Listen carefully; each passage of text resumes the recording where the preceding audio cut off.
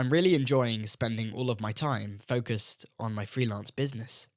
But it's a different type of progress to what I'm usually used to. Slower, more careful decisions that allow me to build this at my own pace. It's a complete privilege to be able to do this in my first year out of uni, but I think a lot of what I'm talking about can be applied no matter what stage in life you're at. You heard me complain about my back in the last video, so this rolling camera bag will help me overcome my first hurdle in the business.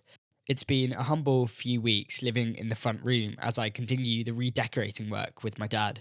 I think I'm able to turn the sofa into a double bed in less than 30 seconds now. And painting my room has been slow but quite therapeutic. This is me washing the walls in preparation for the first coat of paint. All of my stuff is piled up in the spare room, so the time I spend in my empty room is actually quite therapeutic, getting away from all the clutter. As you saw in the opening clip, I ordered that timber bag, but despite it being worth over £300, the delivery driver decided to dump it in the bush when no one was home.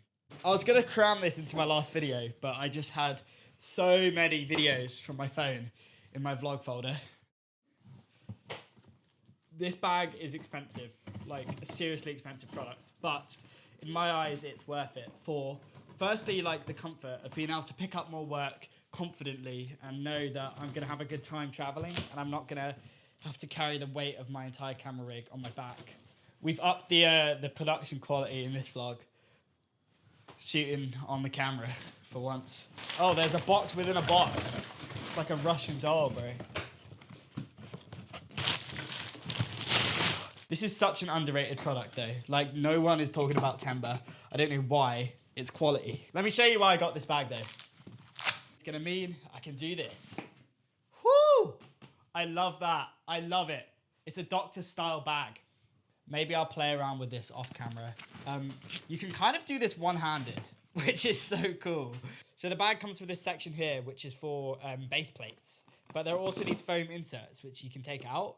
But what I've done is I've put one of the foam inserts in, put my camera in, and had the V-mount battery sit at the back. Of course, I'll have no problems transporting this camera when I don't have a V-mount set up.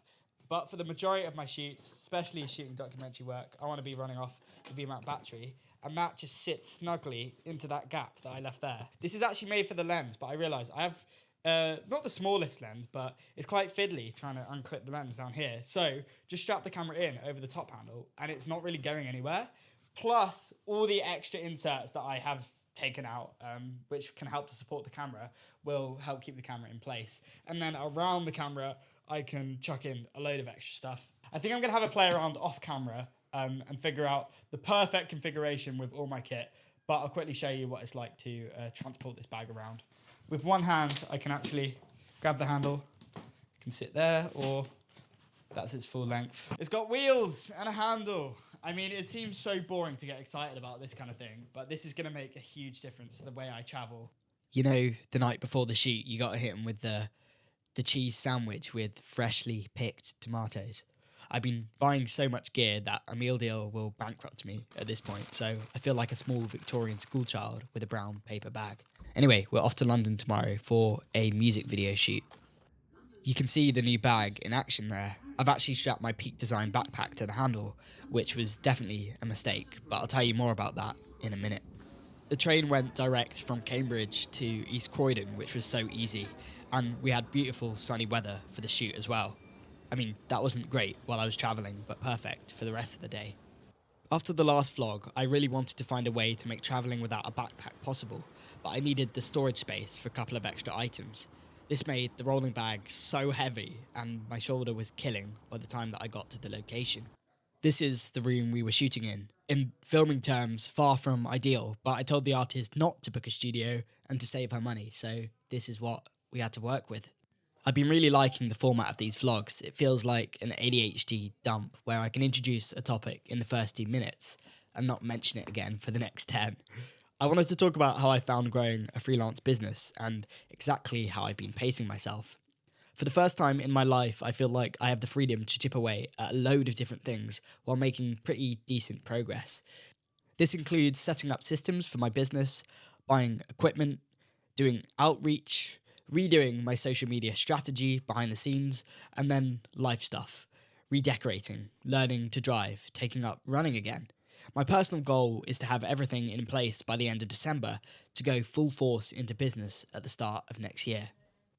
You might have already noticed, but I was actually using a monopod on this shoot. While I'm only working as camera operator, there's much less of an argument for me to travel with a big tripod. You can see the results we got for the space we were working in were pretty good. I did have to stand on a chair and get someone to hold the key light though, but results are results. This was basically a social media day for the artist.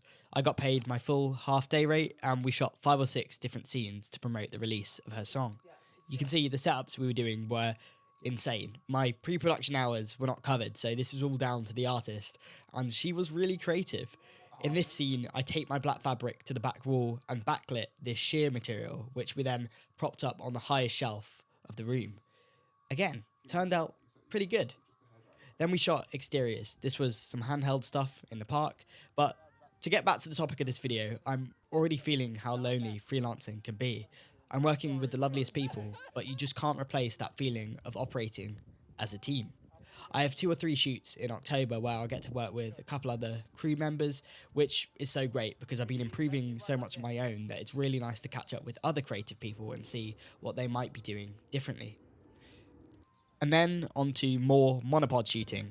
This time, because I'm too broke for a wireless monitor setup, I actually removed the top handle and held it about halfway down the monopod so I could monitor the image. I guess that's one of the downsides of being short. I'm honestly getting close now to the point where the only next logical step for me to scale is to reach out to prospective clients.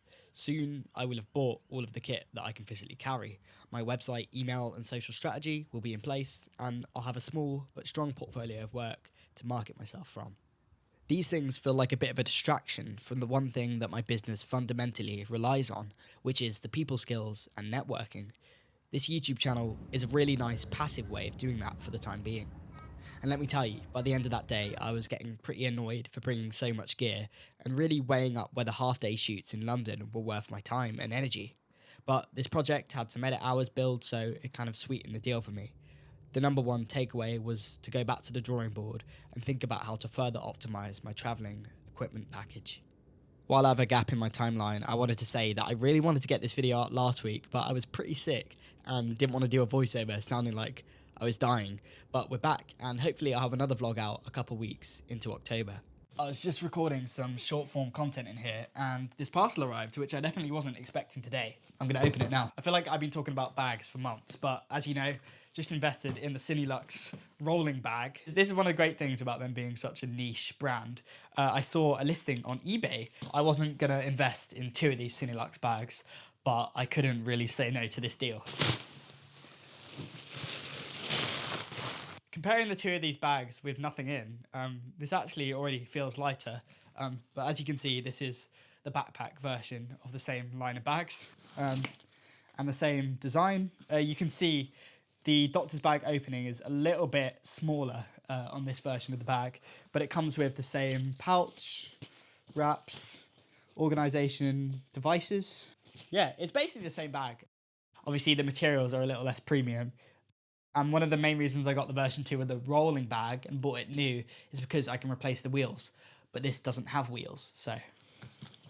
If I did just want to use it on its own, although the rolling bag is my main camera bag, this is a lot more supportive than my Peak Design one. I love my Peak Design bag. It's really functional, but I wouldn't say it's comfortable when you fill it to the max, whereas this has really nice padded straps. And this waist strap as well is a game changer.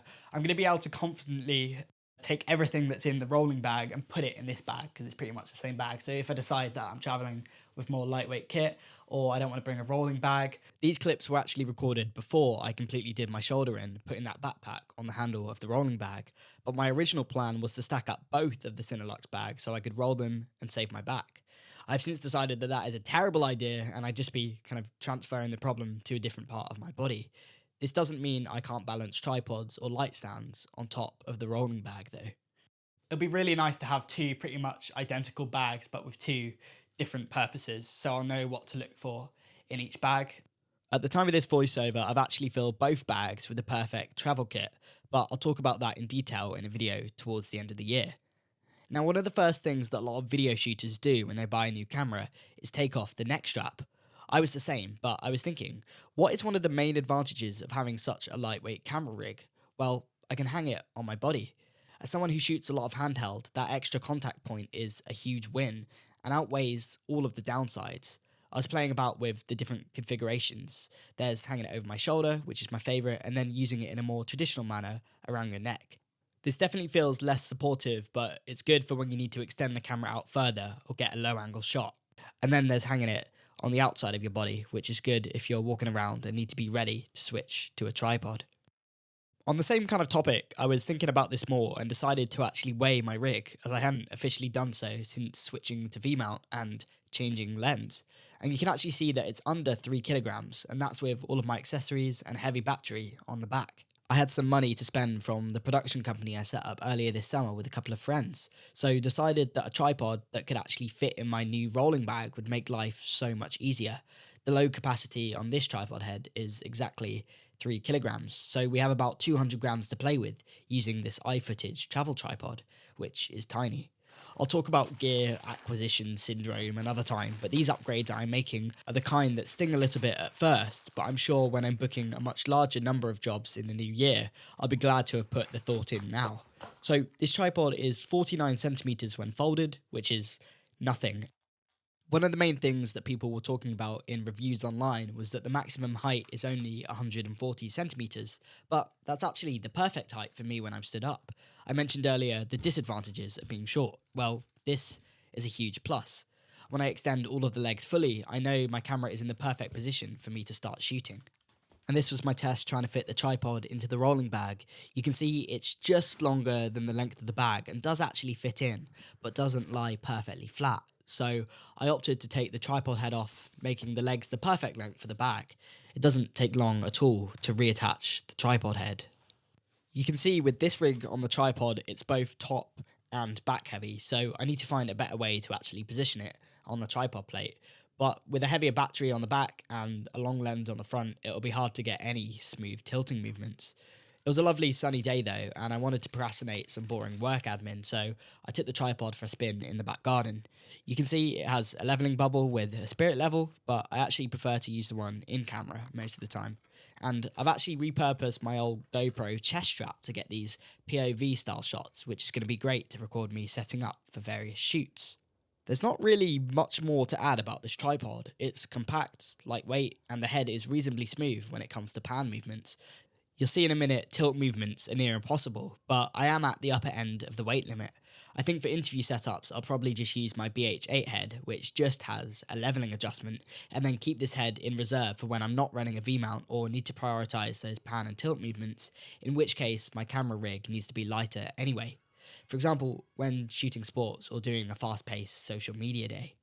And to close out my thoughts on what it's been like growing the freelance business so far, I like to see my career in terms of stages. Right now, I'm focusing on maximising efficiency and output. This is the setup stage, which admittedly feels like my winter arc, working hard on something by myself.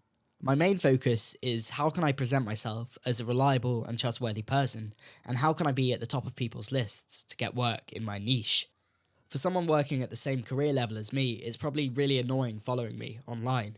I'm not actually that busy. I probably do 4 or 5 shoots a month, and I'm not charging top rates or bringing in the biggest clients, but I let people know that I'm working and improving and learning on the job.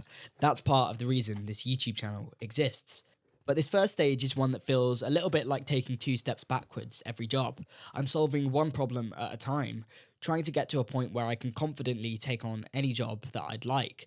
I'm really looking forward to the point where I can do 1 or 2 admin days a week, which are purely focused on outreach, a social media day, and the rest of my time can be spent making good work. Hence the name of this channel. Subscribe to the channel!